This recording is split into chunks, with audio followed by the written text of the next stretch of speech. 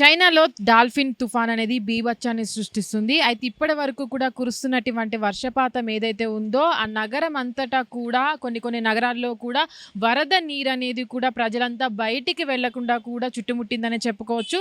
అయితే ఇప్పటి వరకు కూడా కురిసినటువంటి వర్షపాతం ఏదైతే ఉందో దానికి 300 మిల్లీ లీటర్ల వరకు కూడా వర్షపాతం నమోదైందని కురుస్తున్న 3 వర్షాలు అంటే నిన్నటి నుంచి కూడా వర్షం కురుస్తున్నటువంటి నేపథ్యంలో రేపటి వరకు అంటే దాదాపుగా 2 రోజుల వరకు కూడా ఈ వర్షం అనేది కొనసాగుతుందని కూడా అక్కడ ఉన్నటువంటి వాతావరణ శాఖ చెప్తున్నటువంటి పరిస్థితి. అయితే ఇప్పటి వరకు కూడా అటు జేజిఎం ప్రావిన్స్ లో కూడా అటు ఏవైతే ఇప్పటి వరకు ఉన్నటువంటి శిబిరాలను కూడా ఏర్పాటు చేసినట్టు దాదాపుగా 1500 శిబిరాలను కూడా ఏర్పాటు చేశారని 10 లక్షల మంది ప్రజల్ని కూడా అక్కడికి తరలించామంటూ కూడా సురక్షిత ప్రాంతాలకు తరలించామంటూ కూడా అక్కడ ప్రభుత్వం చెప్తున్నటువంటి పరిస్థితి.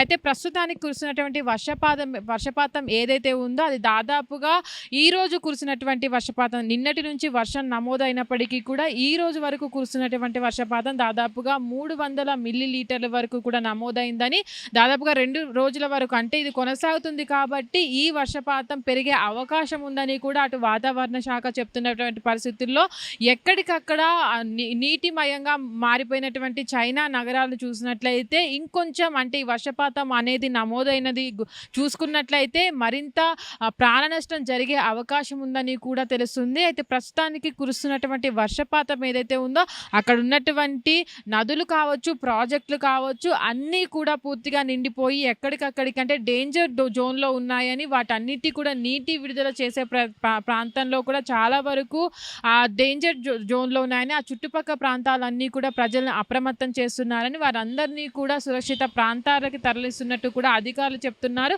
అయితే చైనాలో ఇప్పటి వరకు 150 సంవత్సరాల చరిత్రలో కూడా ఇప్పటి వరకు ఇలాంటి వర్షపాతం నమోదవ్వలేదని మొదటిసారి ఇది వరకు కూడా వర్షపాతం నమోదైందని ఇప్పుడు కురుస్తున్నటువంటి వర్షాల నేపథ్యంలో కూడా ఈ వర్షపాతం పెరిగే అవకాశం ఉంది కాబట్టి ఎక్కడా కూడా ప్రాణ నష్టం జరగకుండా ప్రజలంతా కూడా ఇళ్లలోనే ఉండాలని అవసరం ఉంటే తప్ప బయటికి రావద్దంటూ కూడా అక్కడ అధికారులు చెప్తున్నటువంటి పరిస్థితులు ఈ వర్షపాతం ఇంకా పెరుగుతుంది అనే వాతావరణ శాఖ చెప్తుంది. కానీ ఒకవేళ అదే విధంగా వర్షం నమోదయ్యి దాదాపుగా పెరిగినట్లు అయితే ఈ వర్షం నమోదైన పరిస్థితుల్లో కూడా అక్కడ ఉన్నటువంటి నగరాలన్నీ కూడా దాదాపుగా వరదల్లో మునిగిపోయే అవకాశం ఉంటుంది. అయితే ఈ పరిస్థితుల్లోనే ఇప్పటి వరకు కురిసినటువంటి వర్షంలో కూడా కిలోమీటరుకు 150 వేగంతో కూడా ఈదురు గాలులు వస్తున్నాయని దాదాపుగా 300 మిల్లీ లీటర్ల వరకు కూడా వర్షపాతం నమోదైంది. కాబట్టి డేంజర్ జోన్లో ఉన్నటువంటి నగరాలు ఏవైతే ఉంటాయో అవన్నీ కూడా ఇప్పటి వరకు అధికారులు అప్రమత్తం చేస్తున్నారు. ప్రజలందరినీ కూడా సురక్షిత ప్రాంతాలకు తరలిస్తున్నారు. ఇప్పటికే